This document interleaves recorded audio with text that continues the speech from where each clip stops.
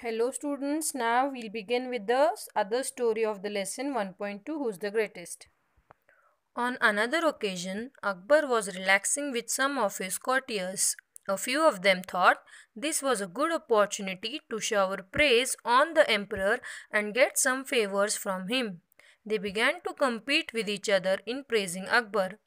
So, students, it means that one day when Akbar was relaxing, some of his courtiers decided to shower praise on the emperor. It means, earlier kings, whenever any people used to praise king, or they used to bring something for the king, or if they used to make the king happy, the kings at that time used to give them precious gifts. Even gold coins were rewarded to the person who used to make king happy. So now, like the same way, these courtiers decided that let's praise the king and get some favors done from him, means get some reward from him. And they began to compete each other in praising Akbar. So they started praising the king together. You are the greatest of the kings. You are the greatest of the kings or emperors that ever lived on the earth. You are the greatest of all the people in heaven or earth. You are as great as God Almighty. You are greater than God Almighty. So, students, now can you see both of them started competing each other? So, they both of them were trying to praise more. If he is trying, I will try to praise more than him.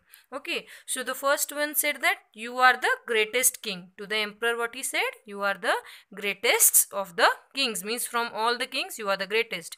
Then the other one replied to emperor that you are the greatest of the kings or emperors that ever lived on the earth, means till now whatever kings and emperors have been there, but you are greatest from them also. Then again the first one said you are the greatest of all the people in heaven or earth, means you are the greatest of them. Then the second one said you are as great as God Almighty, means he compared emperor to the God. Again, in comparison with him, the first one said, no, you are greater than the God Almighty. It means that he said to Emperor Akbar that you are greater than the God. Now Akbar was no fool. He did not care for false praise. He stopped the courtiers and asked, do you all believe so? Yes, they answered in one voice. All right, then prove it to me. Tell me at least one thing that I can do, but God Almighty will not be able to do. Otherwise, you will all incur our royal displeasure. You have till tomorrow morning to prove it. Akbar then left the place without another look at the courtiers. They were in a proper fix. They thought and thought but couldn't think of any such thing. In the end, they went to Birbal. When Birbal heard their story, he told them not to worry. Now, Emperor Akbar was not a fool. He had come to know what the courtiers wanted, and that is why he did not care for their false praise. So he stopped the courtiers and asked them, do you really believe what you are saying? Then they all togetherly yes. In one voice they answered, we believe. Then now Akbar was very tricky. So he asked them, alright, then prove it to me. He told them to prove all that things. Now he said, tell me at least one thing that I can do, but the God cannot do. Or otherwise, you will all incur a royal displeasure. Incur means to get, and royal displeasure means a king's anger. And the king told them to prove themselves till the next morning. Emperor Akbar left the place. Even he didn't look once also at the courtiers.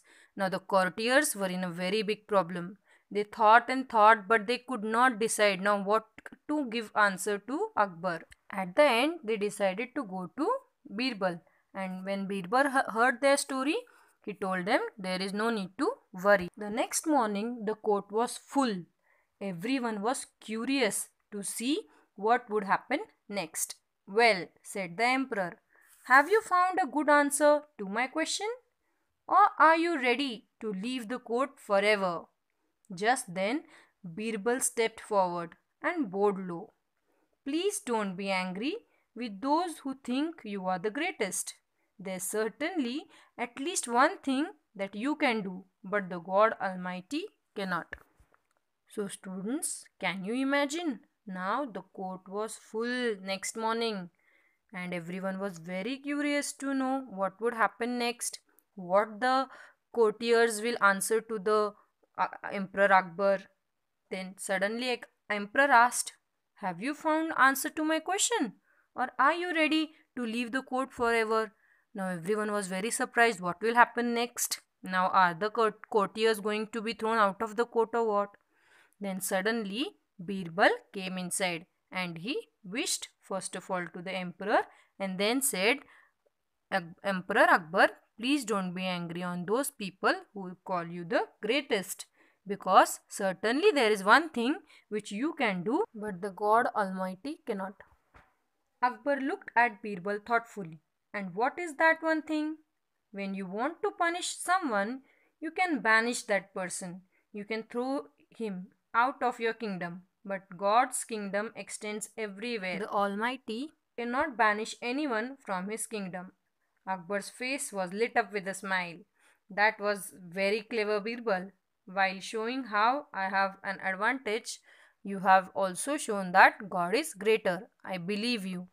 Akbar was so pleased with the answer that he forgave the courtiers for their stupidity. Now, students, Akbar looked at Birbal very thoughtfully because he also wanted to know that what is the one thing that I can do but God cannot do. So then Birbal explained Akbar that when you want to punish anyone, you can banish that person. You can ban on that person. Throw him out of your kingdom. But God's kingdom is so big that it extends everywhere. And the Almighty, the God, cannot throw anyone out from his kingdom. And after hearing this, Akbar's face was lit up with smile. He was very happy. And he said, "That was clever, Birbal.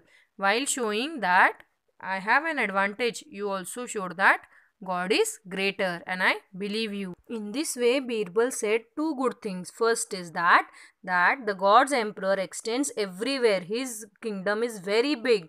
And the second thing is that there is one thing that Akbar can do but the God cannot do. This made Emperor Akbar very happy and he was so pleased that he forgave all the courtiers for their stupid thing. So students, with this we end our lesson Who's the Greatest, and I hope you all would have understood it nicely. So now today's homework is you have to read the lesson loudly and write down the difficult words from the lesson with their meanings and learn them properly.